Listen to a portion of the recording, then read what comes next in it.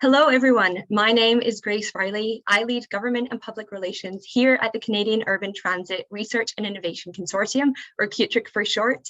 I am honoured to welcome you all to CUTRIC's second annual Zero Emission Bus Technologies and Transit Operations Conference.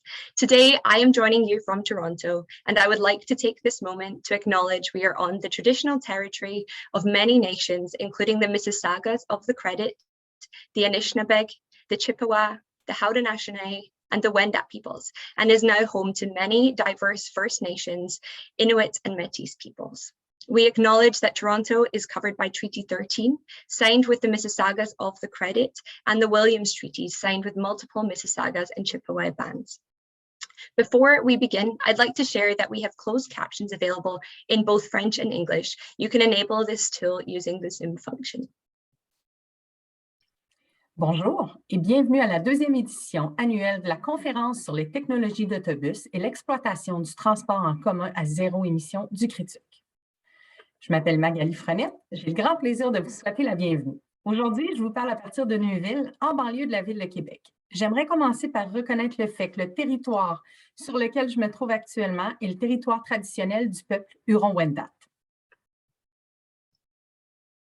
We are so excited to welcome you back. After an extremely successful inaugural conference last March, we had to come back bigger and better. So we've extended the conference by a day to make sure so many of the industry's leaders are represented.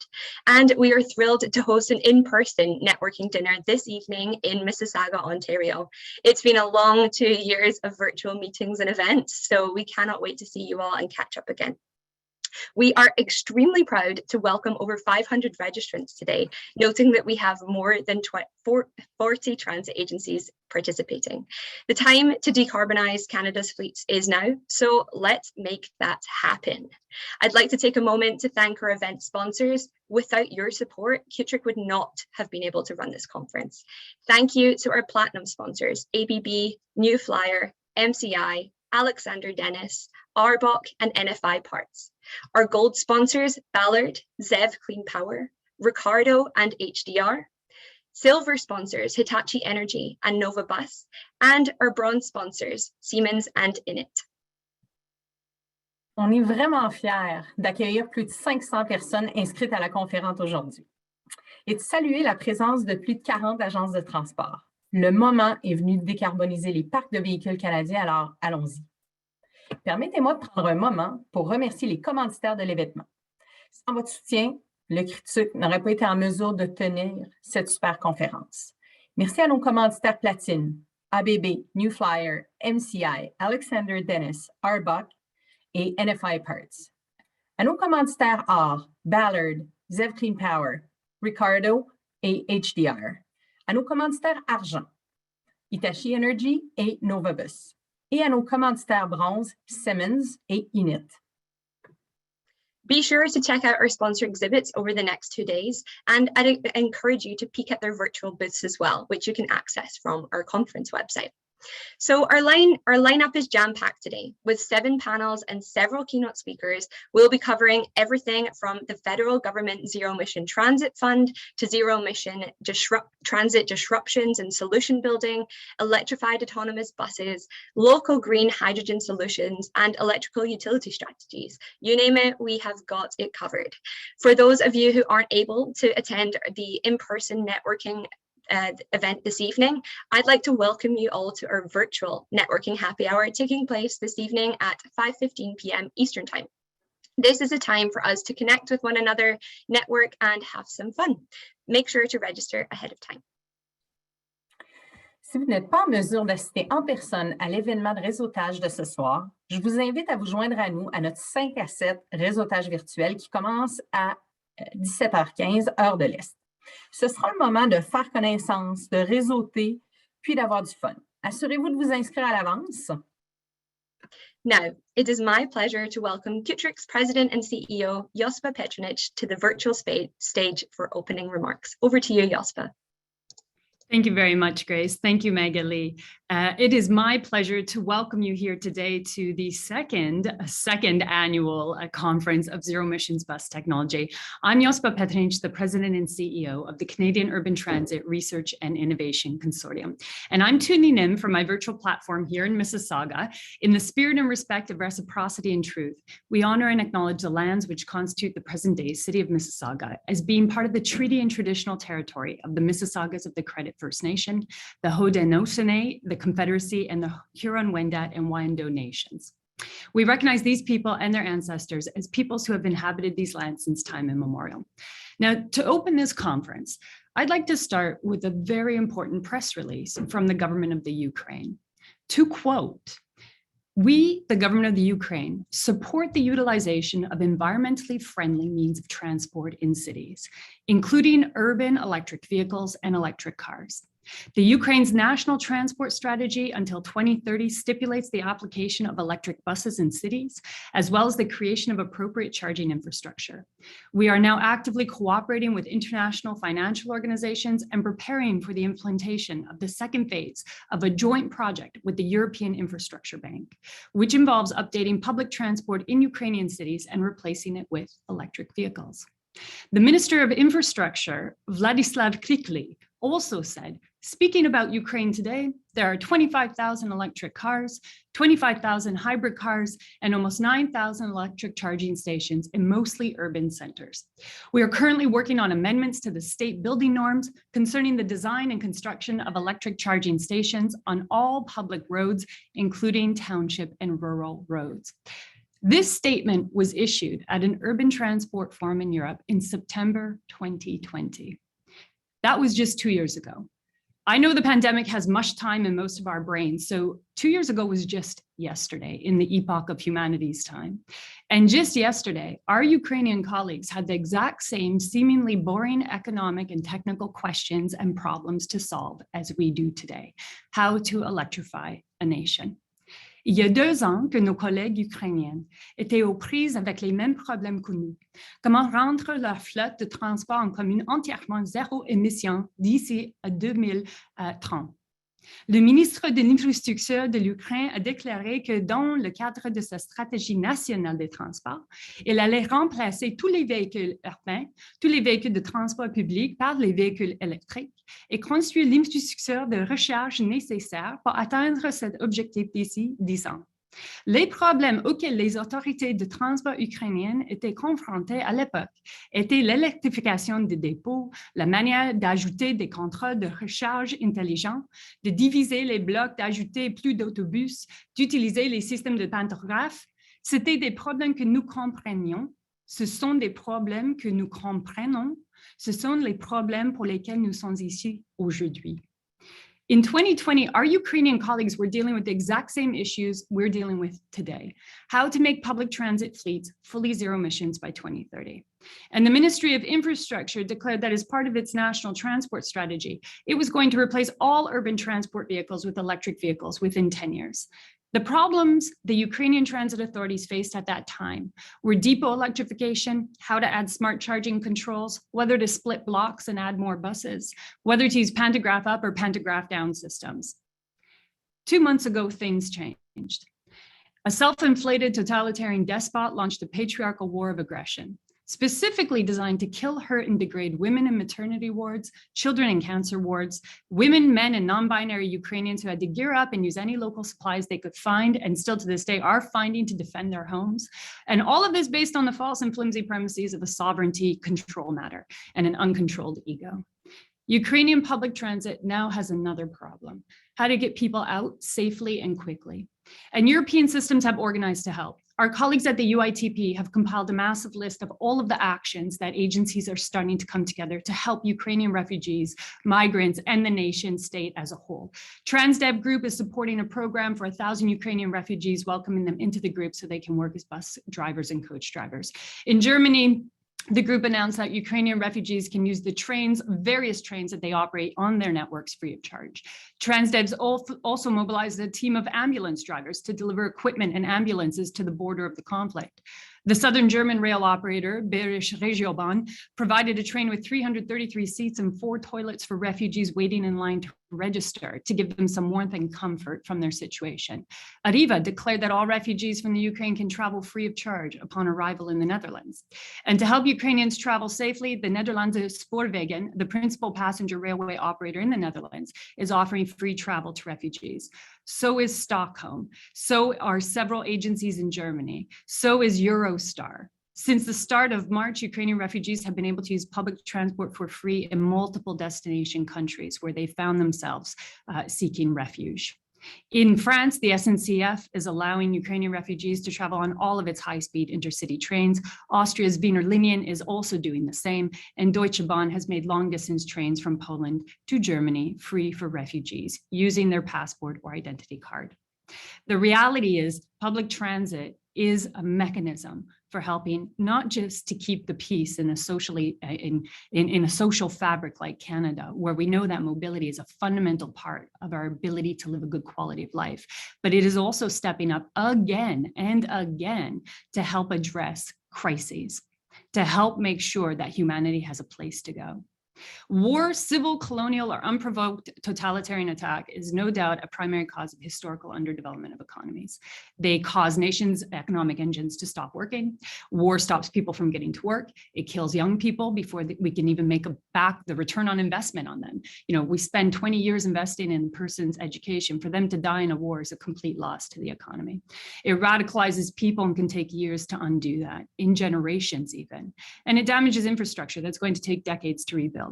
So 2 months of war in the Ukraine will need decades, if not generations, of rebuilding.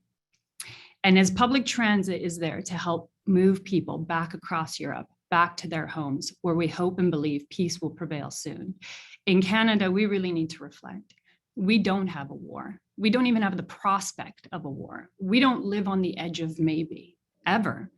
And we have seen incredible investments in transit in the last couple of years, motivated in large part by the COVID-19 pandemic. And it shouldn't take a crisis or a pandemic to lead to massive investments in transit. But nonetheless, we've seen these movements. Without war at our borders, we can do a lot. We can build the vision that our Ukrainian colleagues imagined in 2020 for a zero emissions future transit. So in honor of our Ukrainian colleagues, families, and friends, and in honor of democracy in Canada, in Europe, and worldwide, I welcome you here today to the first day of Q-TRIC's second annual Zero Emissions Bus Technologies Conference. Welcome and bienvenue. Now, it's my absolute pleasure to welcome our first speaker of the day, and we have an extremely special announcement in store for you. From Pickering, Ontario, Jennifer O'Connell is the Federal Member of Parliament for Pickering Uxbridge and Parliamentary Secretary to the Minister of Intergovernmental Affairs, Infrastructure and Communities. P.S. O'Connell has been a city councillor. She was the youngest elected politician in her municipal ward. She represented her community in Pickering as a city councillor, regional councillor, and deputy mayor, a fantastic icon and model for many young people across this country.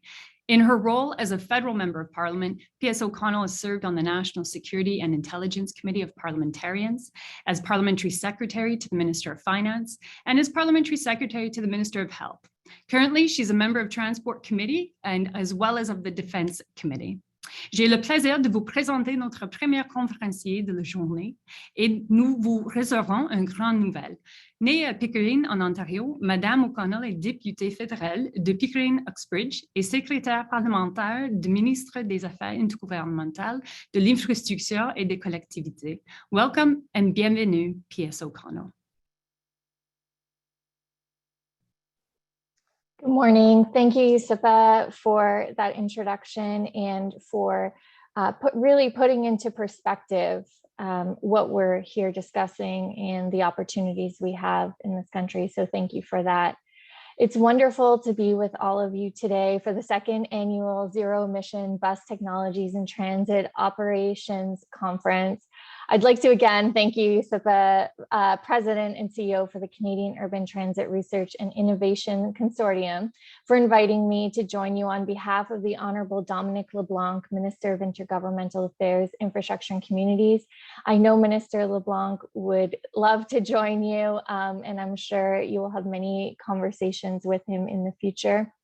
But I would also like to take a moment as well to acknowledge the land that I am joining you from. I am in Ottawa today, which is the traditional territory of the Algonquin Anishinaabe peoples. Throughout the pandemic, our government has made it clear that we will be there for you. And in our economic recovery, we need to keep working to support you. We'll continue to take strong climate action, make life more affordable, grow our economy, and create good middle-class jobs across the country. Our focus has remained on building a brighter future, a more prosperous, more resilient, and more sustainable Canada for our children and grandchildren. And that means we keep building infrastructure that supports Canadians. Public transit infrastructure is integral to building strong communities. It helps people access essential services they rely on each and every day, and it helps people get to where they need to go to work, to school, and to connect with each other. Since 2015, our government has committed over $22 billion to support more than 1,300 public transit projects across Canada. And we continue to do more to ensure Canadians can get around in faster, cleaner, and more affordable ways. Investing in cleaner public transit infrastructure like zero-emission vehicles, transit, and active transportation is critical to helping us reach our net zero emissions by 2050. Canada's Zero Emission Transit Fund will be integral in achieving our goals by helping transit agencies and school boards switch to cleaner power and to support zero emission transit, building the right facilities and charging infrastructure and plan for this greener future. To help us reach these important goals, our government is providing $10 million to QTRIC through the Zero Emission Transit Fund to advance the planning work of transit electrification, to help our communities respond to the key challenges they face as they transition to or expand the electrification of their bus fleet. Transitioning to zero-emission buses requires careful planning to understand the technological and operational differences compared to traditional buses. As part of this funding, QTRIC will work with transit bus operators to complete planning work and increase their readiness to transition to zero-emission transit fleet. Their work will also help communities respond to the key challenges of transit electrification. And I just want to say on a personal note, as a former municipal councillor for almost a decade, I know how hard it is, depending on different communities' abilities to transition to cleaner solutions. I come from a community that is suburban just outside of Toronto, but I also have a rural component. So the expertise that QTRIC can help communities like mine, for example, understand how best to move forward in their bus fleet operations and what type of infrastructure they need is going to be crucial for communities around this country. And somewhat of a term we still always say in municipal government, there's no need to reinvent the wheel because you all are able to help us provide that expertise of what works best across the country and in different communities. So on that personal note, I just think that I'm so pleased that I could be here to help make this announcement, but also to thank you for the work that you do, because it's going to benefit millions of Canadians and municipalities and communities right across this country. So it's really exciting and a really exciting investment. So with that being said, I just want to again say that while we are investing in cleaner transportation, we know that that's going to help build stronger communities, create good jobs, and create that low carbon future for generations to come. So once again, thank you so much for having me here today and for all the work that you are doing to help our communities get to that more sustainable future. Thanks so much. Thank you so much, P.S. O'Connell. And, you know, it's a great segue you make in terms of your personal experience. One of the first things we did, and of course, we're excited about this $10 million announcement. We've been working on it for a long time with your team, and it's going to help move transit forward extensively. But one of the things we learned over these last couple of years is exactly what you referred to, is the municipal need to get it right. And of course, a lot of planning is a lot better than no planning and a lot of buying. So planning first and then the buying comes after. And what we discovered over the years, and part of how we developed these tools that we now use as a nonprofit to help our transit agencies, is that the return on investment for electrification in a city like Pickering or a region, let's say like Oshawa, or a city like St. Catharines, is very different from the return on investment for buses in downtown Toronto.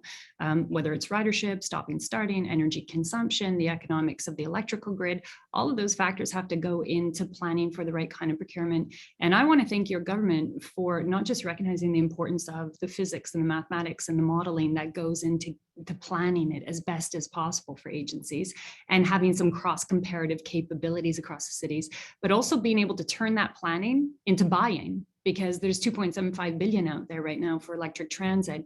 And that fund is there ready for usage on the basis of really good planning. So thank you to your government. And we want to thank you, of course, for the announcement today and the ability for QTRIC to be the chosen national planning service to move forward with transit agencies and cities across the country. So I'd like PS O'Connor now to maybe move to a few questions to help folks understand a little bit more about the program and the Government of Canada's commitment also to electrification. Could you walk us through what this partnership between the Government of Canada and QTRIC means for transit agencies going forward from your perspective nationally? Sure. Well, actually, I think you just described it best, but I really think that this partnership is really what it is. At the end of the day, as a federal government, we want to help be that partner for municipalities or communities across the country. But really the expertise on what, as you've described, a different community might have different needs.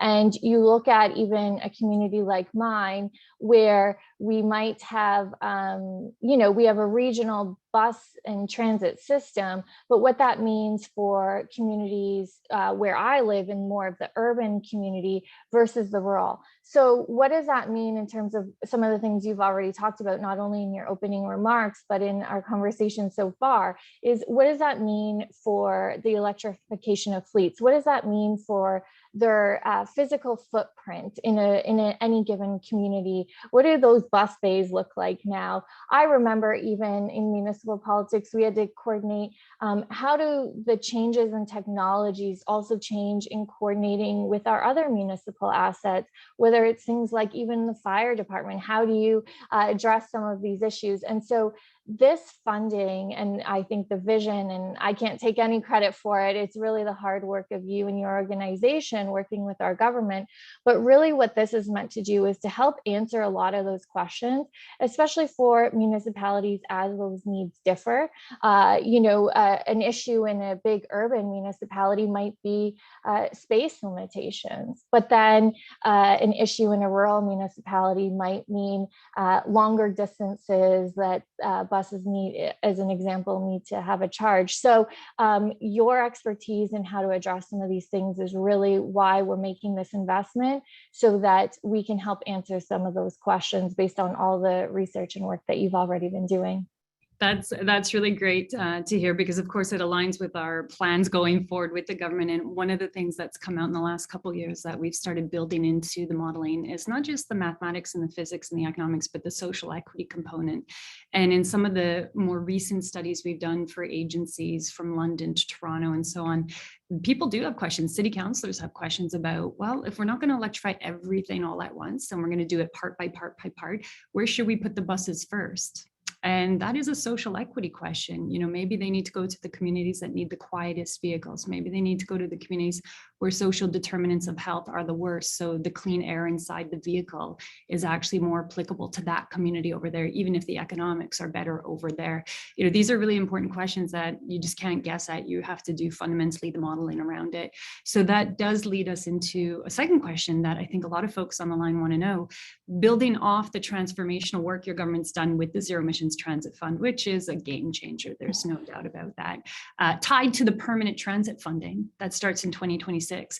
What do you see as the next steps for the adoption of zero emissions bus technology in Canada? If the money issue is mostly solved, and now we have resolution today for the planning issue, what are the next big steps?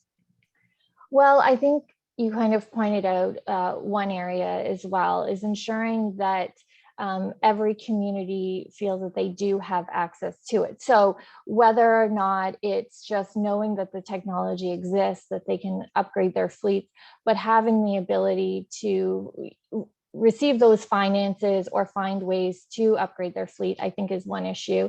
You talk about some of the planning issues as well. And I remember even on council, you know, always talking about kind of the chicken or the egg. Do you build the density before you have transit, or do you put the transit in to ensure that you have ridership and you have access so that people aren't buying cars because they have reliable transit as soon as they move in? So I think there is still work to be done in terms of our local partnerships. I think moving forward as well. So we need to ensure that our fleets are being changed over to zero emission buses. We need to acknowledge that there are going to be different parts of this country that require different things in terms of the technology, like I said, battery or charges, and that kind of technology, as well as clean fuels to transition as well for some communities. So I think those are going to continue to be the next steps. I think there's going to be lots of areas where this is exactly what communities have wanted. We can work with them very quickly and easily. I think it's going to be now honing in on where some of those gaps might be and what are the additional tools to help transition those communities or those fleets. For sure. And actually, one of the things we've learned over the last couple of years of doing a lot of modeling is some of the smaller communities, they might not need 40-foot buses, and they definitely don't need 60-foot buses. So on the face of it, it sounds simpler. Go to smaller vehicles, smaller shuttles. But from an energy perspective, those shuttles usually don't charge at high power. They usually charge at lower power. So then you've got this problem of the vehicle running out of power, but it's a smaller fleet and it's a smaller community. It should be easier, but it's actually not from a physics standpoint or engineering. So these are fascinating questions to be able to explore and answer to move forward. And on that, for the different kinds of technologies different communities might need, we know that different bus routes, different communities might need longer range, and some can move forward with shorter range vehicles or less energy on board if they have charging available to them. But as you noted, some cities don't have the real estate. And if they don't have the real estate to put chargers on the road, they might need to look at hydrogen. And hydrogen is definitely emerging from a physics standpoint as a necessary tool for a substantial portion of large and mid-sized fleets. The government's come out with a hydrogen strategy, or is preparing an ongoing set of strategic tools. And lots of provinces have now said they're going to get on board and they're going to have a hydrogen strategy too. So can you walk us through what role will hydrogen play in diversifying the zero emissions bus options from your government's perspective? Yeah, absolutely. Well, we know that the transition is going to be just that, a transition, and not every community will be the same. So we acknowledge and recognize the fact that there is a need for hydrogen. And that's actually one of the reasons why in budget 2021, if I'm getting my dates correct, we actually committed $1.5 billion over 5 years to establish a clean fuels fund. And so this is going to help ensure as well that there is sustainability of the fuels as well. You know, we want to make sure that the cost is also something that municipalities can afford, and that there is going to be a continuation of being able to provide these fuels. So we are working on that. We're working with a Made in Canada solution. We know there are some really great options so far. Canadian companies like New Flyer Industries, Ballard Power Systems, and Hydrogenics. So we're working with Canadian companies specifically, and we've committed some of those funds. I think as technology evolves and ensures that there is a sustainable supply, we're happy to work with communities, and we think this mix is going to be crucial in us meeting our net zero goals. Well, there's no doubt. I mean, as an Albertan myself originally, that there's a new energy picture here, right? And energy comes in all kinds of forms, whether it's a petrochemical or a hydrogen molecule bond. It comes in all kinds of forms, and Canada is an energy superpower. So being able to move into that hydrogen landscape and electrifying our transportation networks with that technology is going to be a real economic and energy play for us into the 21st century. It's excited to see the government is lining up with that. I'm going to ask then a question about another energy source that's starting to emerge as well. That's renewable natural gas. And of course, there's a complexity of issues out there with climate change. So it's going to require a complexity of tools to solve it. We've historically looked at zero emissions as battery electric and hydrogen battery electric, but renewable natural gas can be sub-zero emissions. Can you walk us through what the thoughts are at the federal level in terms of the renewable natural gas play in mass applications like transit and heavy duty transportation? Absolutely. Well, like you said, we're going to need, there isn't a one size fits all solution. There's not. And so different energy sources is part of our plan. We continue to have those discussions of what this might look like in different communities. Similar to hydrogen though, natural gas, renewable natural gas, some of the issues that remain or some of the barriers are insufficient supply or higher costs, but that doesn't mean we're not finding ways to work with partners to see how we can make that that supply more sustainable. Again, I point to the Clean Fuels Fund, and that's part of the work that we're doing. So renewable natural gas is also part of that. And again, we are working with, and we know there are partners like Enbridge has some exciting work that they're doing in the city of Hamilton, and TransLink are in Fortis, BC. So we're working with industry partners, and they already have established partnerships with communities. And so we're watching that very closely. And again, we are there with the Clean Fuels Fund to be able to bring this or scale up this model if there is that ability to bring the cost down and ensure sustainable supply. So we're open to these different technologies. We know that we're going to need a variety of tools in this toolbox. But right now, like I said, we want to address some of those barriers. And I think we have some really great partners at the table helping us with that. Well, maybe then if we cast our eye to the future, I'll just paint a picture right now of the landscape in Canada from a transit perspective, because it's not that big. I mean, we're not that big of a country geographically, yeah, but population-wise, transit-wise, we're not that big. So really, we've got Toronto, Montreal, Vancouver as the large agencies where if we can do it in those cities, it's going to create a whole heck of a lot of learning for the rest of the country. Toronto being probably the most complex, but Montreal and Toronto pretty much being equivalent complexity there. And then you can add in Calgary, Edmonton, Winnipeg, around Ottawa and out to Halifax, and you've pretty much captured the bulk of the larger cities in the country. And there, Toronto, people will hate me for this, but I'm including the GTHA in Toronto.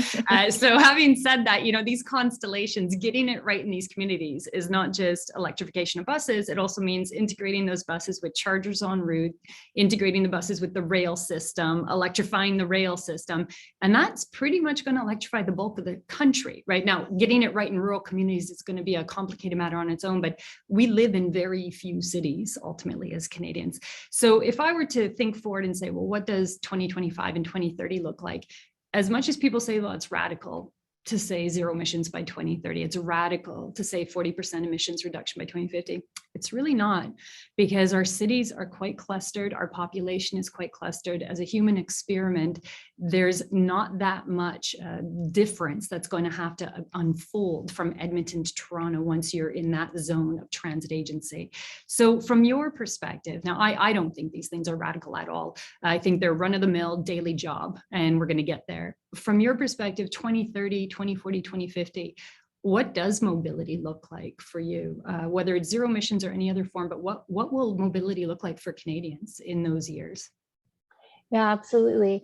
Well, it's interesting because I think people thought it was a radical idea to start transitioning to zero emission personal vehicles, right? Or electric cars. Even I remember some of those debates and saying, the charge will never get you there. And now look how far technology has come. And I think that's no different for transit or transportation in general. The world is moving to electrification, into cleaner energy sources. And as a result, industry is moving. And so it isn't actually that radical. I think it's actually quite normal. We've seen over time what happens when technologies evolve, when economies evolve, and when populations evolve in the workforce.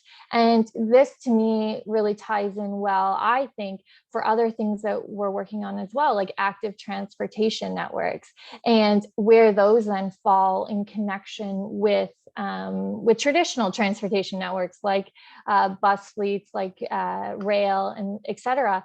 And it's really interesting to me to see, and I think the pandemic has had a big impact on this as well, of more and more people actually getting outdoors, exploring their community, realizing maybe I don't have to drive to work every day. And I recognize I come from the suburbs just outside of Toronto, but the availability of putting transit in place and clean options are going to give communities just that variety and individuals a choice. Growing up in the suburbs, the first thing you wanted to do was get a car because that was freedom.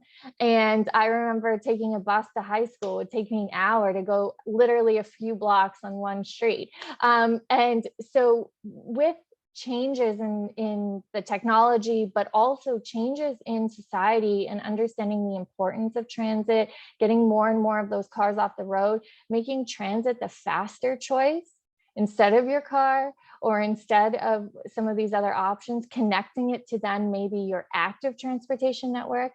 I really see that the vision of where people are going. And I think no longer can you just say, you know, really solid transit in only urban centers is really where it's feasible, because I'm seeing it in rural communities, I'm seeing it in suburban communities, and people are starting to make it part of their way of life, and because now they have options. So I don't see it as radical either, but I see it as kind of giving communities this opportunity. And then you're also going to see businesses change, by the way. Sorry, I'm going on too long, but I remember, you know, in the US, there were cities that would build their transit around businesses, because businesses knew that, and they would invest directly in that transit, because they knew if their employees could get to work on time, never had to worry about, you know, their car breaking down, and could get to work pretty cheaply, with all things considered, on a transit system, that had businesses flocking into those areas with transit. So I think all of those things coming together is really where we want to build our economy and our future. That's not going on too long at all. Yes, O'Connell. I mean, I said the same thing to Metrolinx's CEO last fall at our rail conference. If you go around Toronto, you go around Vancouver, Montreal, and you try and buy a one-bedroom condo these days, excruciatingly, painfully expensive. But the most expensive ones are right on top of subway stations, or they're being built around transit. 30 years ago, that was not the case. Nobody wanted to buy a house by a rail station or a bus stop. That was not de rigueur. That was not normal. That was not attractive property. Today, the cul-de-sac is evil and the transit stop is a hot property. So this is a transformation, absolutely. And therefore, I think you're quite right that businesses building around transit is a real transformational component. But I'm going to, knowing that we're running out of time, I do want to end on a personal, well, not personal, actually, a gendered note from your personal experience that definitely Minister LeBlanc cannot speak to. As much as I love Minister LeBlanc, he's very passionate, but he can't speak to being a woman with a vagina and a uterus and everything that comes with it. So I'm going to throw it out there, because the reality is right now in Canada, household survey after household survey by Stats Can shows women care more about climate than do men in the country. Okay, stat number one. Stat number two, the majority of transit clients are women. Over 66% of our customer base are women. We have had stat number three, where 90% of our CEOs have been men, not women. That's starting to change in the transit industry. Stat number four, for the first time in Canadian history, we have had a Minister of Finance who's a woman, a Deputy Prime Minister who's a woman, Minister of Procurement who is a woman, who's now Minister of large enough industry with enough challenges like the military that has transformed the dialogue at the cabinet table. We had a minister of environment who became the minister of infrastructure that got the zero emissions fund out the door, Catherine McKenna, as a woman at the cabinet ministry level. There's a lot of women's voices at cabinet right now at senior levels. And there are women like yourself who come from the municipal sector that are now in ministerial portfolios. So when we have an industry that is primarily served or used by a clientele of women who care more about the environment than others, who are represented now at the cabinet table by a majority of women with strong voices and strong portfolios, it is rational and logical to me that we have a permanent transit fund now, that we have money going to zero emissions transit. The gender component cannot be taken out of this. Without that kind of women's representation at the cabinet level, at the municipal level, and now increasingly at the CEO level, and the recognition of women as the transit user of choice, we would not be where we are right now in terms of the kind of funding at exactly the moment when we need to pivot because of the climate crisis. Now that's my take. And I'm sticking to it. So I want to ask you, P.S. O'Connell, in your experience, your career as a politician at the municipal, now federal level, do you see the same thing, or am I talking to myself? No, not at all. Yeah, I definitely have seen the impact. I mean, at the end of the day, it's about representation, right? How can we make good policies that represent our communities if the decision makers aren't representative of those same communities? We all come from different experiences. I know when I was first elected on council, there hadn't been a woman in over 10 years. And after I left there, we now have one. So it's, you know, and women tend to be the community builders. Women tend to wear multiple hats. And so I think this just goes to show the different needs. Women also tend to be in, as you mentioned earlier in comments, of where transit goes, sometimes marginalized communities and things like that.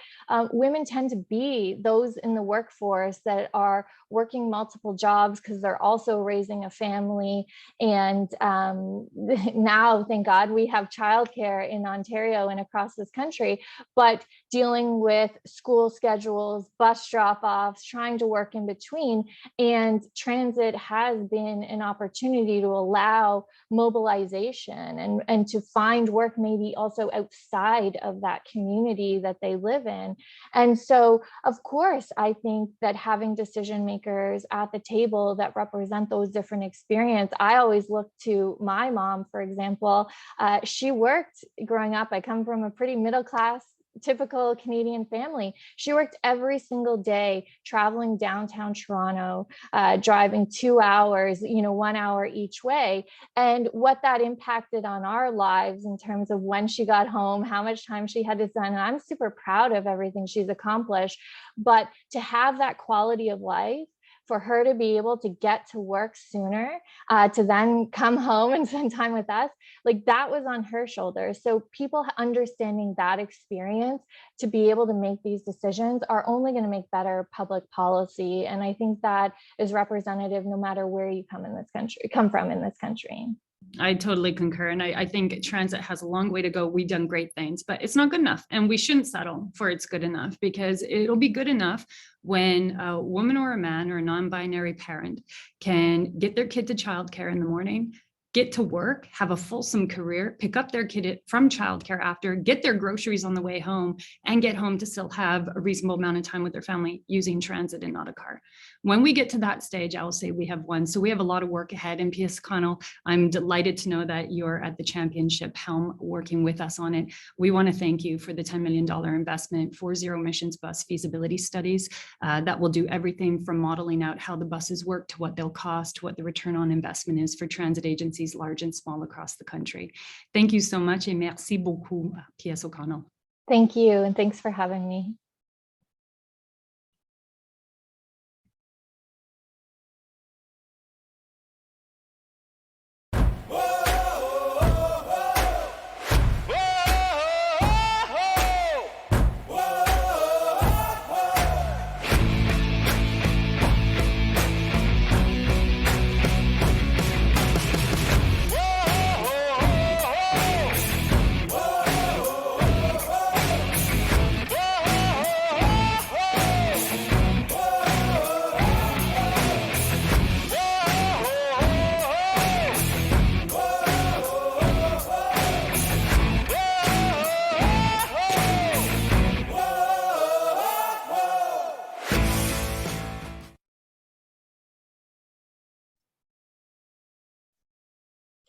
Wow, what an announcement. So hi everybody, that was incredible. Thank you so much P.S. O'Connell for joining us today and for partnering with us on this Zero Emission Transit National Planning Service. I could not be prouder of the Kitrick team, our directors and our members for their dedication to make this happen. I'd like to thank our members for their ongoing support over the past few years, especially as they shared their concerns, their challenges, their ideas and their time with us. I would also like to say a huge thank you to the Zero Emission Transit Fund team, who we have here today. So Mark, Marie-Pierre, Guillaume, Stephanie, and Louis-Philippe, it's an absolute pleasure working with your team. You fielded so many of our questions from Kitrick and our members over just the recent months and have really been dedicated to ensuring that the Zero Emission Transit Fund and the National Planning Service Fund were set up just to support those transit agencies across the country, big and small. It's a monumental time for the public transit industry, and we are thrilled here at Kitrick to be a part of it. So let's get started. I am thrilled to welcome you to a panel discussion between Infrastructure Canada and Kitrick to walk you through the National Planning Service Programme. I'd like to welcome a few members of the Infrastructure Canada team who are responsible for the ZETF Fund, the Zero Emission Transit Fund. Mark Matz, Director General of Public Transit at Infrastructure Canada. Welcome, Mark. Hello, thank you very much for having me here. Of course. And we have Guillaume Vincent, the manager of the Zero Emission Transit Fund team as well. Hi, Guillaume. Thanks for joining us. Hi, Grace. Thanks for having us. Of course. Last but not least, we have Jospa Petronich, who you've just heard from, who spoke to P.S. O'Connell about this monumental moment. Jospa, welcome to the virtual stage again. Thank you, Grace. All right, so I want to kick things off firstly by congratulating you all. I know it's not been an easy journey to get here, but we are thrilled with the hard work that you have put in to making this moment happen. Today, we are going to really go into a bit of a deep dive about the Zero Emission Transit Fund Planning Service programme, how it's going to work, how agencies across the country can tap into this funding, what is funded, and we'll go into the details of all of that juicy stuff. So without further ado, first question, Mark, Guillaume, what is the Zero Emission Transit Fund for those who maybe aren't so familiar with it, and what stages are there? How does it all work together? So over to you. Great. I can launch us off. First of all, I guess I'd also like to say thanks for having me here again, but also hello to everyone out there. Really pleased with today's announcement. Really excited to be able to talk a bit more about the Zero Emission Transit Fund and take questions. Our goal is to talk a little bit about some of the nuts and bolts, some of the practicalities that I think people will be interested in around both the fund a bit more generally, but focusing in on the National Planning Service, which was announced today, and planning in general and how that's going to be supported through the fund. So what is the Zero Emission Planning Transit Fund? I mean, essentially, it's a $2.75 billion fund the government announced sometime ago in 2021 through budget 2021. It is designed to support two facets of deployment for zero emission buses nationally, both planning, so that's studies around mobility and feasibility analysis, as well as capital. And capital obviously includes the buses themselves, charging infrastructure and ancillary infrastructure. And for ancillary infrastructure, it can be a number of different things. Think of things like maintenance and storage facilities and so on. So and essentially there are two streams within it, one for planning, one for capital. We announced expressions of interest. We started receiving them back in August of 2021.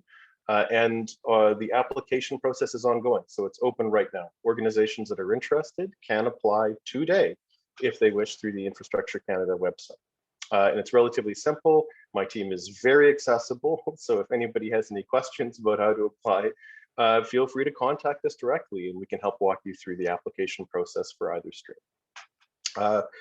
So the fund itself funds both planning and planning at 80% of organizations' costs, as well as capital. And capital is at 50%, up to 50% of an organization's costs. I always have to say up to, in order to be very clear, it's not a guarantee of 50%, but on an application by application basis. What we're essentially trying to look to do for organizations, particularly transit authorities, is to make certain that there is to reduce the premium between a zero emission bus and a diesel bus as much as possible.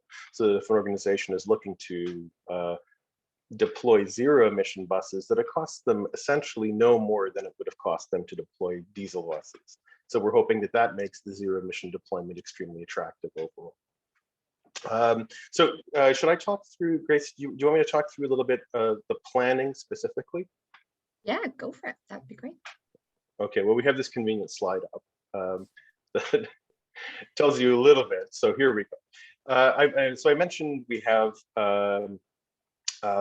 capital and planning. Today, I would want to focus on the planning, and this walks you through a little bit of the process. I can also talk quickly about how planning or capital essentially works the same way. But for the planning stream, any organization would submit an expression of interest.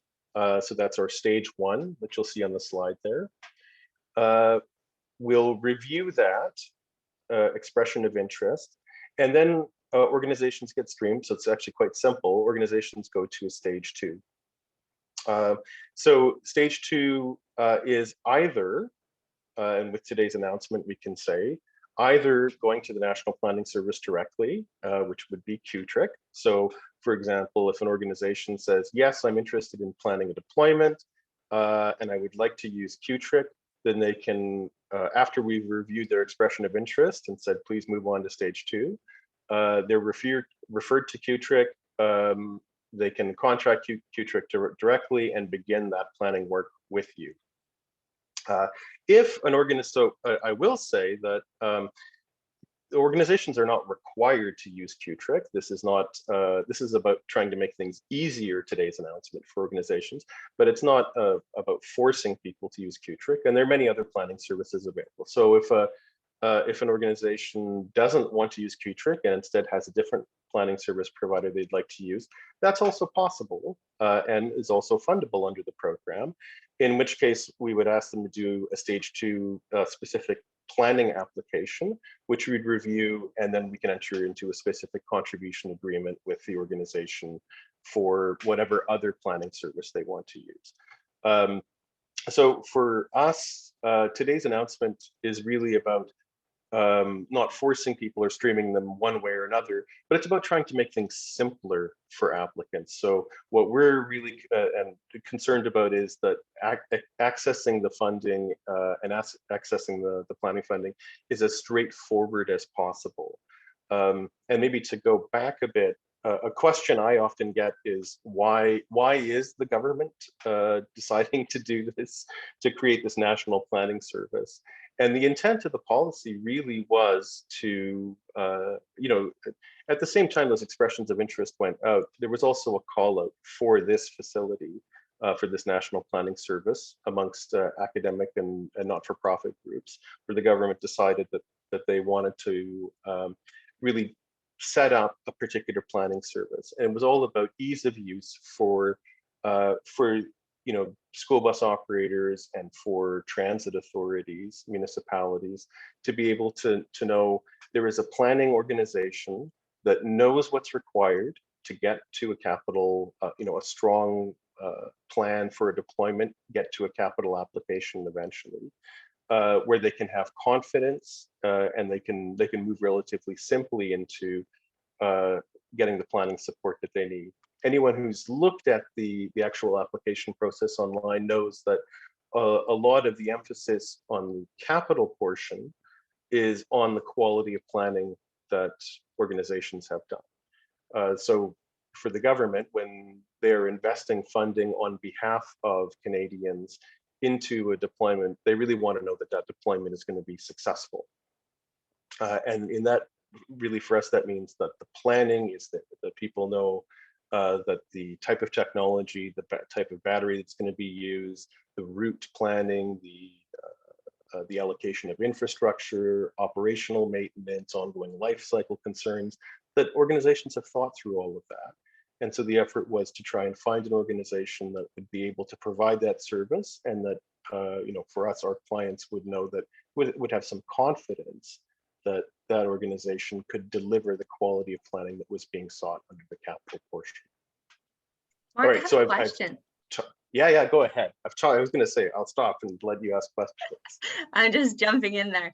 I do have a question. So you mentioned, a solid expression of interest and a solid planning foundation will, put transit agencies in better stead to access capital funding. So with QTRIC, what has been done, and Jospa, maybe this is for you, but what mechanism has been set up? How does QTRIC going to be enabling a very robust planning service that is supporting those capital projects? What mechanism has been set up between the Infrastructure Canada and QTRIC right now to make that happen? So Jospa, maybe I'll jump to you first. Yeah, sure. And then Mark, maybe you're probably going to have a couple additional comments there potentially, or Guillaume. Well, I think it goes back to what went into the application to become this national planning entity. And if I were to go back to last fall in terms of what we put into that application to show what we've been doing with other transit agencies, that probably explains a lot of the story, because the tools we've developed for this kind of planning work were developed with transit agencies in the last 5 years. It's all the transit agencies within our consortium in the last 5 years that have helped us develop the tool, experiment with their fleets, experiment what they need modeled out, what they need to understand. That has allowed us to build out our Route I tools and Cloud Transit and the other tool sets we use within this. Some of those things include all of the elements like the state of charge success factor of various models and makes of buses, how many chargers and the clustering of those chargers en route, the electrical demand on the grid, the cost in your local electricity jurisdiction, the greenhouse gas emissions reduction from well to wheel, the life cycle assessment in comparison to wherever your diesel comes from, and in comparison to your current fleet. It includes those social metrics now that we noted with PS O'Connell as well. Where should you deploy your first buses given social equity? Which communities need the quietest vehicles, which need the cleanest vehicles, and which have gender or racialized components at play that create economic disparity that should be addressed through better busing technology in part.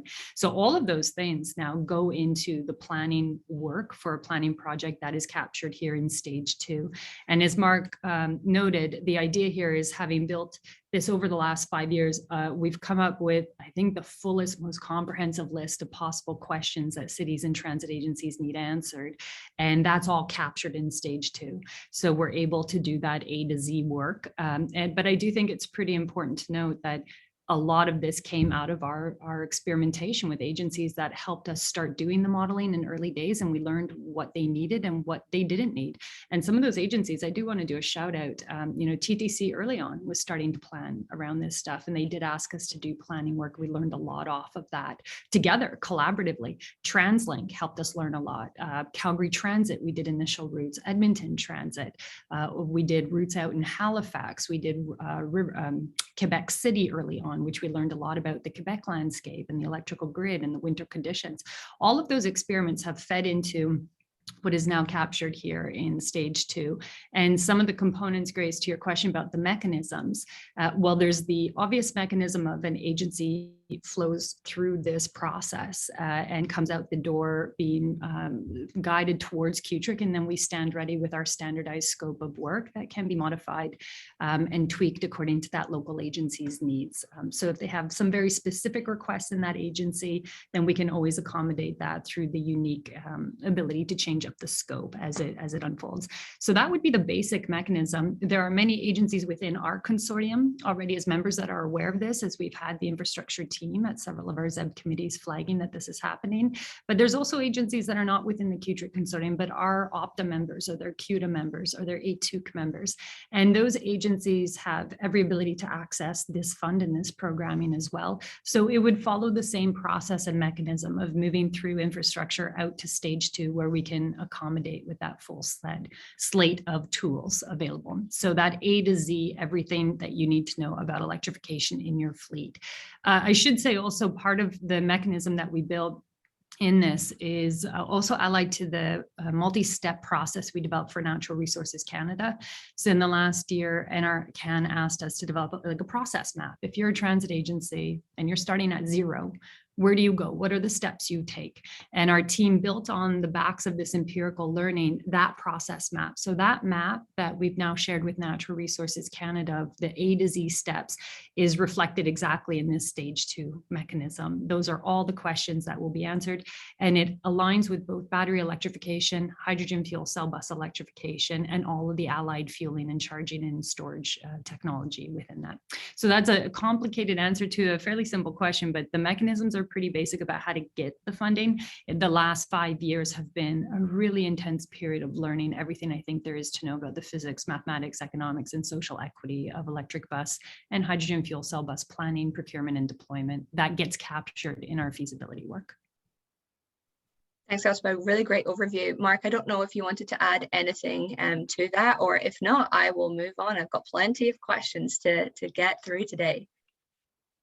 I might add just one thing and then talk a bit about the nature of the government's call out. So I mentioned, I think, kind of quickly in passing, there was a call out to academic and not-for-profit institutions. That was a choice the government made. So we do get asked occasionally, what about for-profit institutions? Why weren't they included? And I think the government made a clear choice that, at least in this particular call out, there may be others in the future, and that's always possible. But in this particular call out, there was a real thought of wanting to go for an organization where profit considerations would not be a factor for the time being, and to really look then in the world of academia or not-for-profits for an organization that would have the breadth of planning experience and be able to deliver that without having to consider profit as, at least in our first iteration of this, as part of the planning service.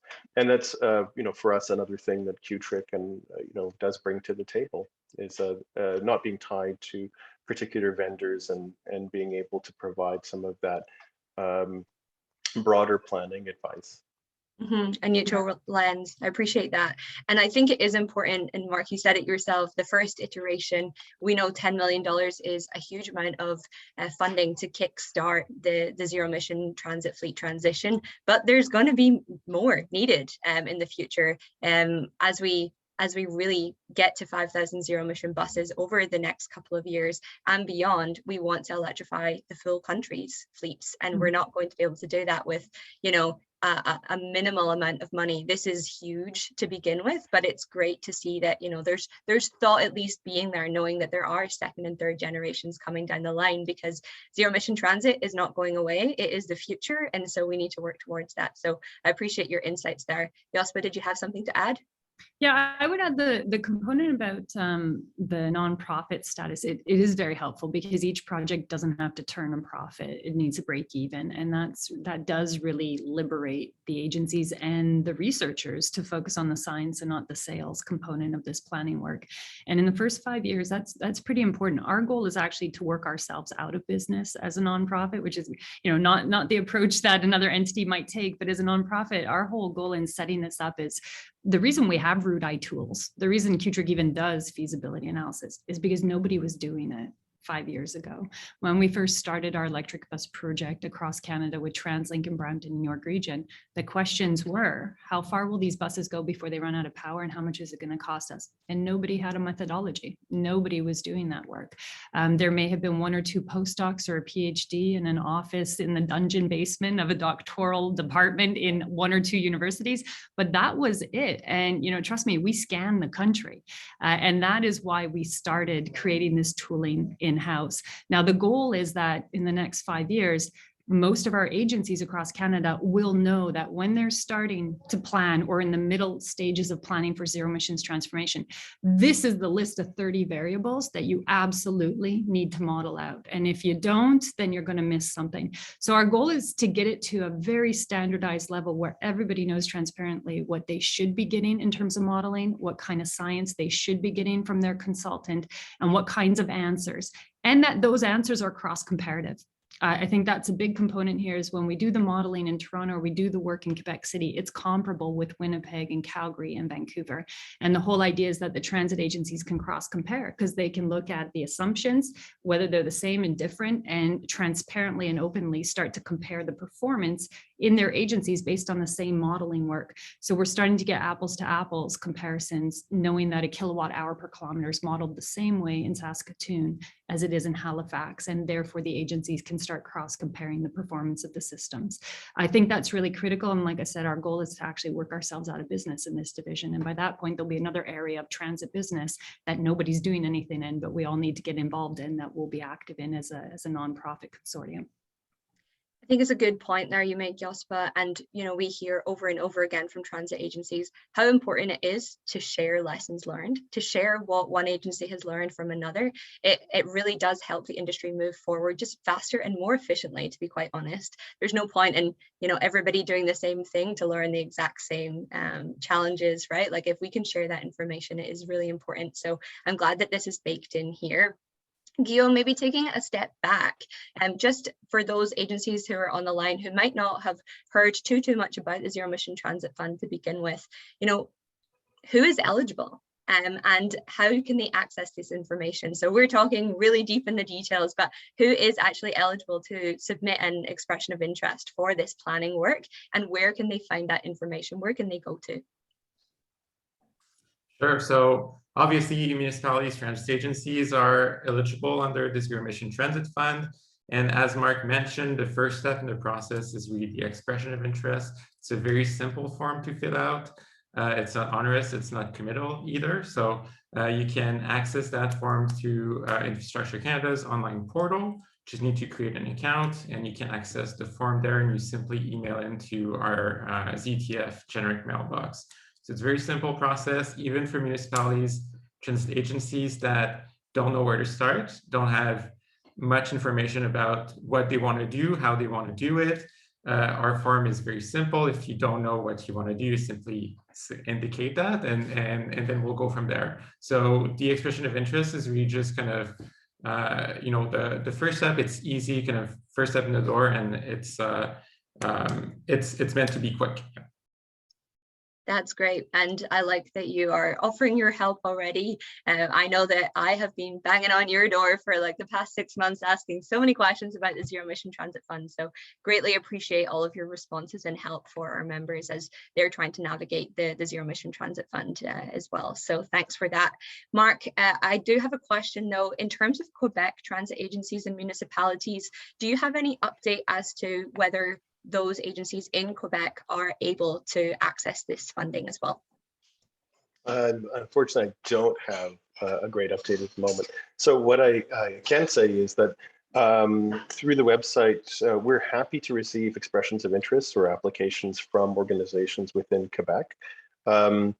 However, I think as many Quebec organizations know, there may be issues with them being able to receive the funding or work with the federal government in virtue of the Quebec government's law M30, MTALT, which places certain conditions and requirements on how other organizations can work with the federal government. There is an active discussion going on between the federal government and the government of Quebec about how to resolve that. In the interim, I will note that we are happy to receive applications from organizations within Quebec, and we'll try and action them as soon as we do have some agreement with Quebec, the government of Quebec, on how we'll be moving forward. That's great. Thanks for the update, Mark. And I would just say we will put the link to the Zero Emission Transit Fund website so in the chat. So anyone who's interested to take a look at it, please do so. And so we'll do that momentarily. But I do have an audience question about when the funding will expire. So I know that it's a 5-year program. Can you talk us through a little bit about when that funding will expire? And is there a date that agencies and municipalities need to submit by? So the funding itself runs till 2026. I think at the time of the original announcement, and I think this has been fleshed out a little bit since, we've noted that the fund itself will run from was running from 2021 all the way to 2026. And in 2026, a new permanent fund will come online. So that is a $3 billion annual envelope for public transit infrastructure. The government has promised that it will be engaging Canadians on the shape of that, the programming around that permanent fund. So essentially what we have now are a series of funds that will run over the next 5 years till 2026. I guess it's now 4 years almost. So we have the Zero Emission Transit Fund. There's also the Active Transportation Fund, also receiving applications right now for that, by the way. And then there's the Rural Transit Solutions Fund. There's been some support for major transit across the country. There's been, over the kind of initial 5 years, bridging into that permanent fund, there are a number of programs to try and build up public transit infrastructure specifically in some specific areas, including the Zero Emission Transit Fund. So to answer like really pointedly the question, we're looking to try and spend all the money by 2026. So if that's helpful for people, that doesn't mean necessarily that after 2026, there's no funding anymore. There's a $3 billion annual envelope. And there's a lot of active discussion and consultation that will be going on around how that money will be used. And we'll encourage people when that comes out to participate in those discussions as well. I know that Kittrick, we will be advocating that it is used for clean transportation. So I know that's a conversation we've had many times with your government. So I'm happy for anyone who's interested to speak to Kittrick a little bit more about how we are planning to support advocating for more zero emission transit funding. Let us know, give us a shout. Jospa, turning to you, I'd like to ask you just a little bit about the funding eligibility for our National Planning Service. Sorry, so we're talking about a 5-year fund. Funds have to be spent by 2026. Mark, I know you spoke more so to the general Zero Emission Transit Fund, but is it the same for the contract with Kittrick, the contribution agreement we have? When does that expire, and how do you foresee Kittrick supporting agencies over the next couple of years? Maybe Mark, I can jump in as well, and you can add some. I think we've got, the 5-year to zero emissions. The contract actually is 4 years for the feasibility work, and that is 2026 as well. And the intention there is that projects are coming through by 2025, and then all being finished up by 2026. So that's the timeline we're working on. But Mark, you may have any updated information on that. Exactly right. I guess from our perspective, we see, we think there's going to be a lot of demand, and we're not concerned that the money will be sitting there fallow in 2027. Yeah. No, me either, actually. And we do have a lot of agencies already reaching out. And like Grace said, and also Guillaume, definitely you can reach out to infrastructure directly and get that EOI in. If you do have any questions, you're not quite sure where to go for information, because I do see a few folks posting here, like where are the links and so on. We'll drop a link before the end of this panel here to our generic Kittrick inbox as well. So if you do have questions, you're really lost, send us an email and we'll direct you properly to the right individual at infrastructure or the right team at infrastructure if you're not sure where to go. Thank you. That's really, really helpful. Guillaume, there's a few more questions coming through from the audience specifically about what is eligible. So are you able to walk us through what types of costs are eligible for the planning service, and how you foresee that being spent with the support of Kittrick? Sure. So during P.S. O'Connell's remarks, there was a question on technologies available. So maybe can start off with this. So zero emission technologies eligible are battery electric and hydrogen. So those are what we're looking at. So that excludes any sort of studies that would look into hybrid, compressed natural gas, or any sort of clean fuels. So we really focus on zero emission technologies. So that's within the scope of the planning work. And then the planning work itself is defined very broadly. It means anything you may need to be aware of, to know in order to advance a zero emission bus deployment. So we really kind of made sure the scope was broad enough for the experts, Kittrick, to really define, okay, what are the needs of this specific community? What do we need to look at in order for them to be ready to transition? So, I mentioned the EOI process. The EOI doesn't need to define specifically what a planning study would be looking into if you don't know what that would be. If you know, then great, indicate it in the EOI, but otherwise, we leave the door wide open for QTRIC to have those discussions with the municipality or the transit agency to really define what are their needs and how can we best support.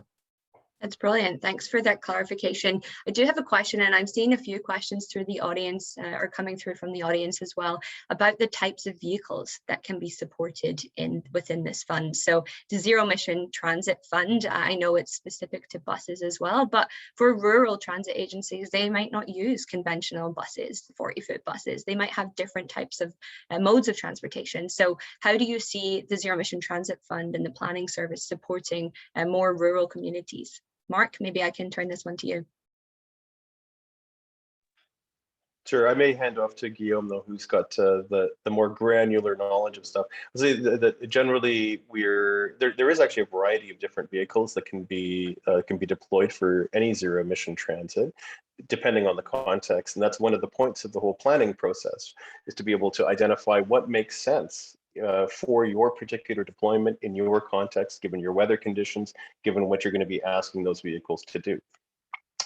So yes, there's a variety of different vehicles available. They don't have to be 40-foot buses. They can be smaller minibuses. Some of them might be a kind of paratranspo for riders with special needs.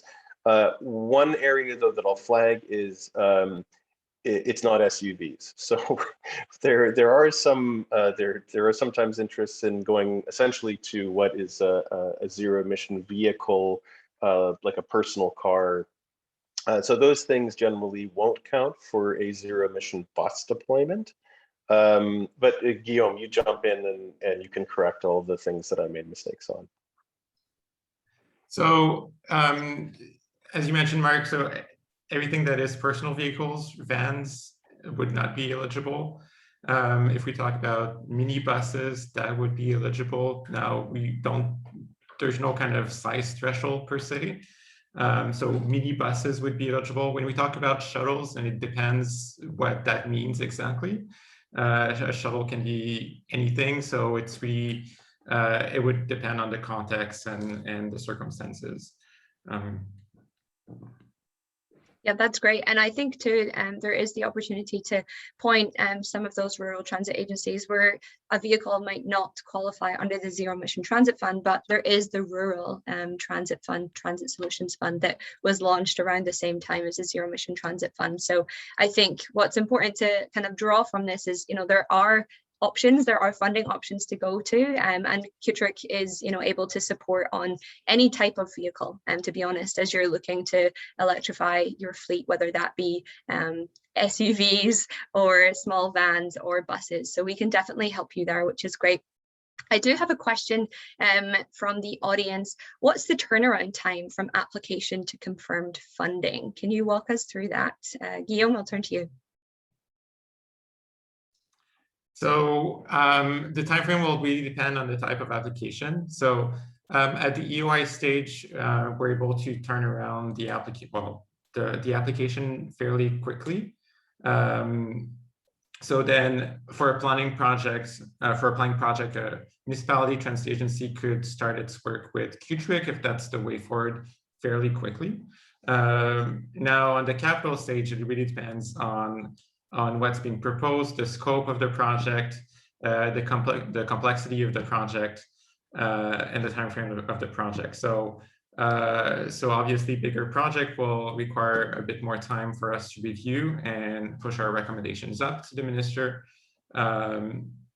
So there's no kind of service standards defined at this point in time. We'll do our best to kind of review applications as quickly as we can, and to make sure that we can align with the time frame the municipality or the applicant is working with.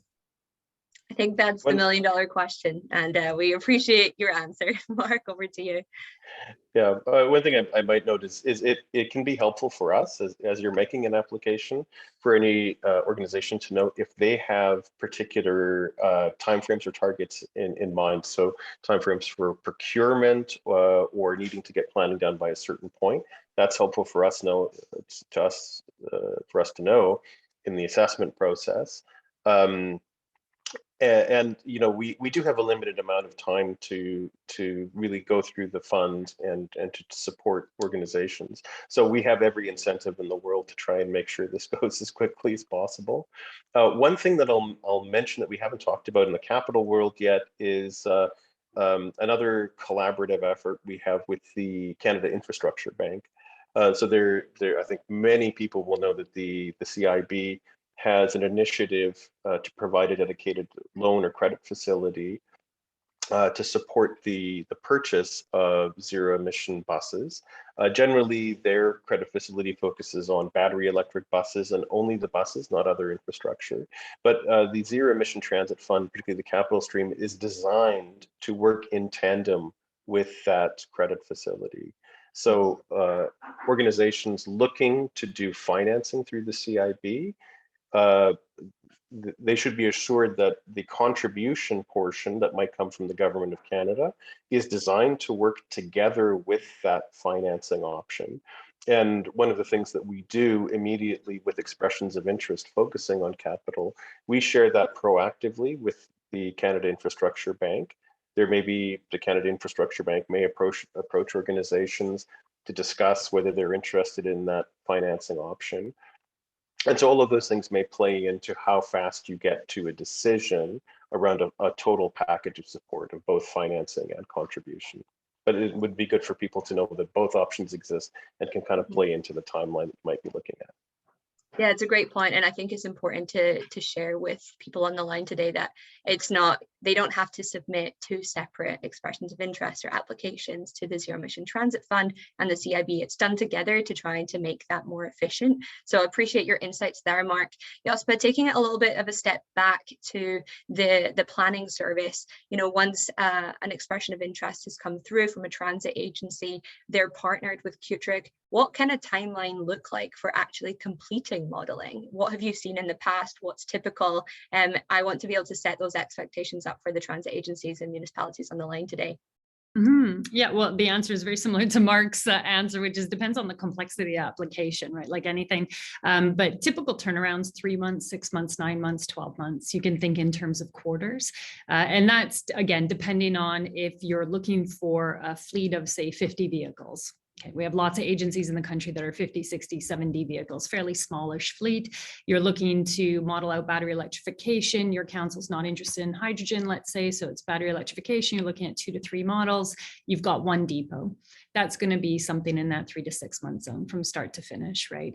Fairly easily. Something that is, you've got 9 garages and 2,000 buses, right? And your name is TTC or TransLink or, you know, STM, and you want every single garage modeled and every possible cluster analysis in every community and every block modeled with 5 different, say, vehicle types and models and 4 different charger types, and you need the hydrogen modeled and you want 2 different fuel tanks. Now I'm just using TTC as an example, not that this is actually their scope, but let's say that is the size and girth. Well, you're looking at a year-long project there from start to finish, right? That is reasonable, the amount of data. And I should, to set expectations for people, the biggest delays, not delays, but the time consumption in this kind of work is actually the data from the transit agency, inevitably, always.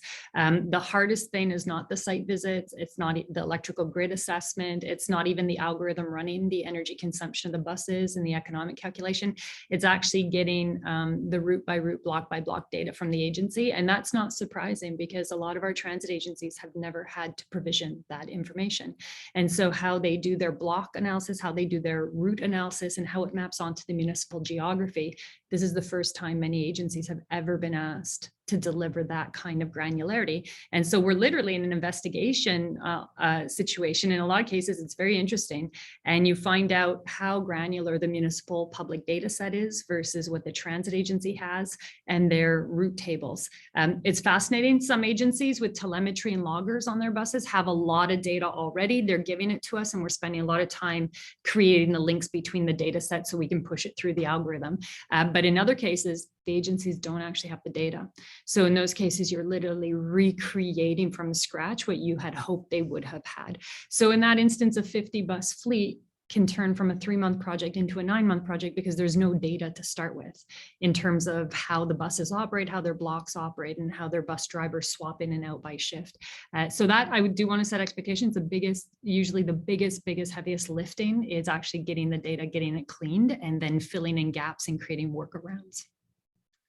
Great oversight, and I think, yeah, noting the complexity and just the work it takes is really important on the call today. So, but going kind of along the same lines, an audience question coming through is, what support will QTRIC provide on the funding application itself? So, Jospe, you've clearly identified that once QTRIC is set up to support a transit agency with their feasibility studies, we are going to take that heavy lifting. But is there support that QTRIC brings beforehand with the application? What does that look like? And then Mark, maybe I can get your insights as well from the Infrastructure Canada side. Yeah, maybe I'll just start off on our historical experience. I mean, if an agency comes to us and says, like, help, we don't know what to ask for, we're always going to say no problem. And so the first thing we do in a lot of cases, whether there are members or not, as transit agencies, we've got the standardized scope of A to Z, the questions you should be asking as you sit down to think about your planning. And we are always happy to share that with you and walk through what it would look like in your case and give you estimations of the cost and what it would cost to do it in the timeline, depending on how many models and how many buses and all of that. So we're always happy to do that, and feel free to reach out. I dropped the email in there and we're happy to connect with you on that. But I think, Guillaume, to your point in a conversation we had a while ago, you don't need to do that. You don't necessarily need to have like the A to Z all mapped out to go into the EOI process. And we have had that a few times. We had a few agencies say to us, look, we're already in the process. Do we need to resubmit? And the answer is no. The infrastructure is, as Guillaume said, very open-minded about what you've put through, knowing that you might not know everything you need on day one when you submitted that application. But we're very happy to help agencies. What we don't want to have happen, and this is back to the nonprofit status, it does take labor and time to help an agency think about what it should be planning for and applying for. And what we are asking transit agencies to not do is take scopes of work that we give them and then hand them over to a private competitor. That would be problematic. And that is something that we do ask our agencies not to do, just because of the time it takes. But most agencies, in fact, I would say all agencies, have no problem with that. And so we're very happy to help you think through your planning needs. Mark, maybe a question here, going along the QTRIC support. What does a fee look like, and how does the funding mechanism actually work? You mentioned 80% in your presentation, but maybe you could speak through that a little bit more, just to help transit agencies understand really what is eligible, or what funding can be redeemed back through the Zero Emission Transit Fund Planning Service. Well, I'll tell you, I'll talk a bit through the generally, and I'll turn to Guillaume to talk about eligibility of different items.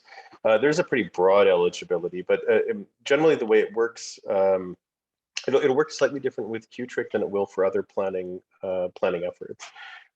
So with QTRIC, thanks to this particular National Planning Service agreement that we've set up, it's relatively simple for organizations.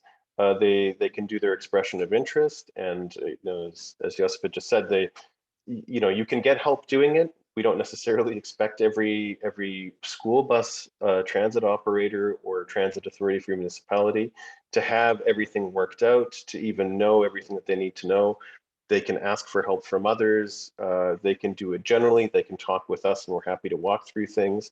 And then, once they're in a planning stream, let's suppose they go over to QTRIC, it's relatively simple. Up to 80% of the costs will be covered by the $10 million agreement that we're putting in place with QTRIC. And essentially, you don't have to worry about it. You're, at the front end, I assume Qtrick will be doing all kinds of things to tell you this is what it's going to cost, this is the work that we're going to do, and what the charge to the organization would be at the end of the day, but they don't have to worry about looking, paying up front and looking for reimbursement. So that's a little bit simpler. In the case of organizations that have decided, I would like to use somebody else to provide planning services, that is what we do. So we would do a contribution agreement with the organization. Generally speaking, the way we do our contribution agreements at Infrastructure Canada is we say, great, here's the agreement, you go off and do the work, provide us the receipts and make a claim, and then we will reimburse you up to 80% of the costs once we kind of see what it is. So it's a little more difficult in that you have to pay up front and then get reimbursed rather than having it kind of taken care of at the front end. Guillaume, is there anything that you want to say about what's eligible specifically? I think you covered it well, Mark. Maybe just for clarity, for operators deciding to work with Qtrick, there won't be any contribution agreement between Infrastructure Canada and yourself. You'll have some sort of agreement with Qtrick, but we will be out of the picture. So in that sense, it's streamlining the process a little bit. So maybe I'll leave it at that for now. I think that's a good point to make. So when going through Qtrick will be the one putting together the scope of work, the amount that it's going to cost, and then managing everything in terms of getting that up to 80% back. And then that 20% that's left would be up to the transit agency or municipality to cover. So I think that we can make that clear. Jospa, did you want to add something there? Yeah, I'll just add that that is quite helpful to clarify and underscore for those agencies that, of course, tomorrow or April 1st, I guess Friday is the start of a new fiscal year for a lot of agencies. And if they haven't put through, a request to council for this fiscal year right now, and they're worried, oh, I'm going to have to wait another fiscal year to put through that request to get the funding to do the feasibility work. In this instance, you wouldn't necessarily need to wait because, as Guillaume mentioned and Mark, the contract between Infrastructure and Qtrick allows us to start that work, and we can always delay your 20% cost recovery to a future fiscal year at Qtrick. So as a nonprofit, as a community-based organization, we don't necessarily have to bill you within this fiscal year. It can be delayed for a time period to give you that scope to start now and pay later.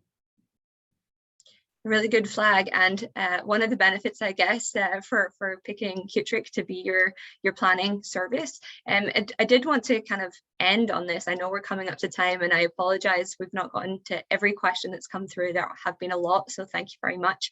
But Mark, over to you for Infrastructure Canada set this funding service up for planning specific to nonprofits or academic institutions.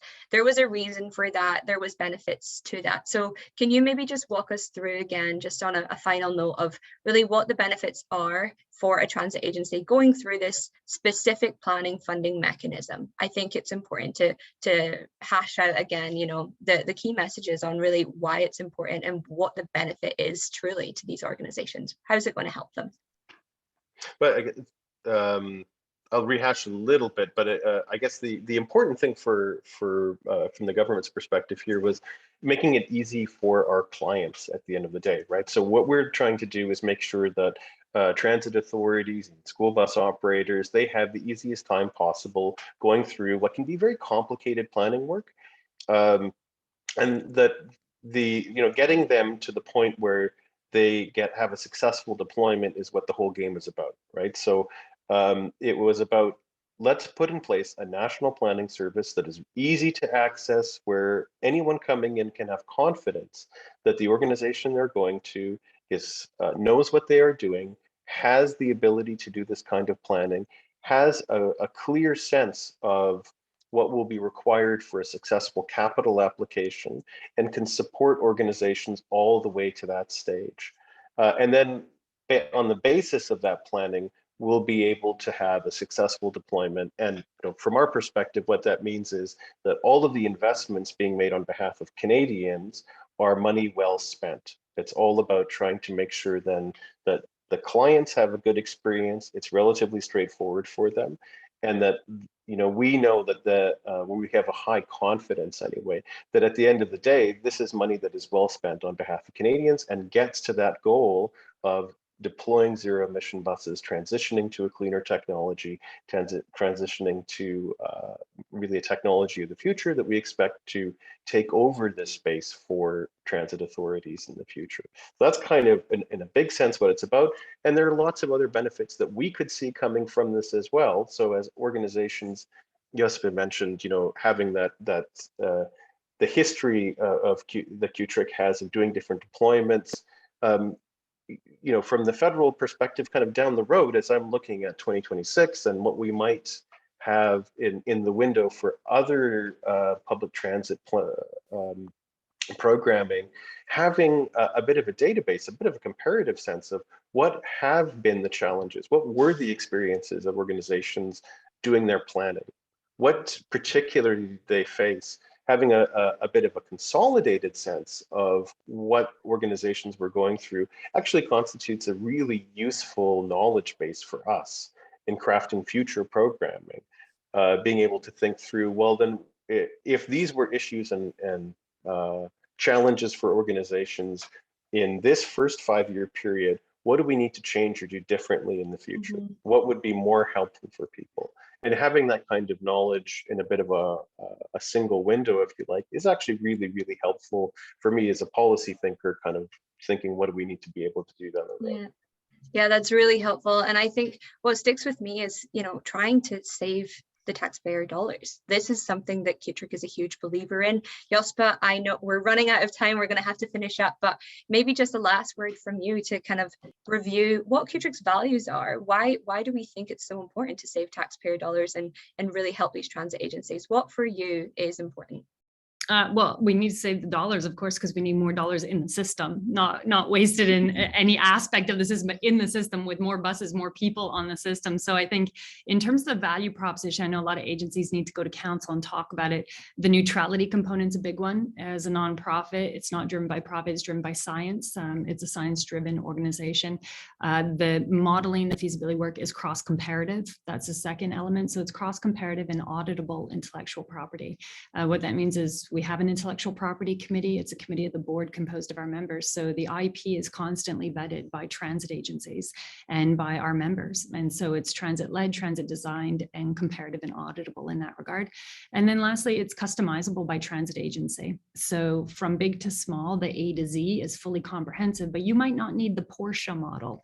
You might need the Honda or the Ford Focus model, because that's the size of your agency, and it's really wasting money for us to do 10, 11, 12 additional sub-variables. But in a large agency, those additional variables are millions of dollars of consequence. So it's customizable by agency, which means it's customizable by timeline and length, but still comparative and auditable. So I would say that those are some of the core elements. And for any agency that needs to kind of document that, we'll put that together for you so that you can have that open and frank conversation with your peers at council. Well, thank you. Thank you to everybody who's joined us today, to our audience, and for your questions. It's been really insightful to hear what your questions and concerns are. Hopefully we've been able to answer most of them on the line today. But as Guillaume mentioned, all of our inboxes are open. Feel free to give the Zero Emission Transit Fund a shout. Feel free to give QTRIC a shout. We are here to help. We want to support you as best we can. The goal is to get zero emission buses on the road, and we are going to help you do that. So thank you, Mark. Thank you, Guillaume. Thank you, Jospa, for joining me today. It's been a real pleasure. Thanks to PS O'Connell, who kicked things off with this amazing announcement. Could not be prouder today. I feel like this is a highlight in my whole career, so I'm going to take this one with me.